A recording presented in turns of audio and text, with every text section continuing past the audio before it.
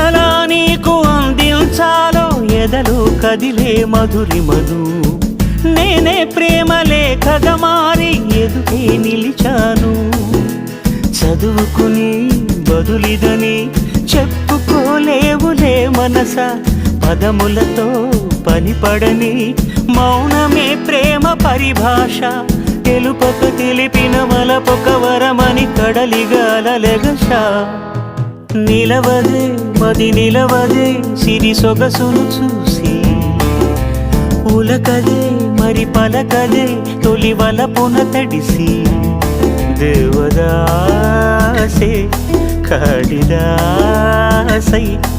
ఎంత పొగిడినా కొంత మిగిలిపోయేంత అందం నీ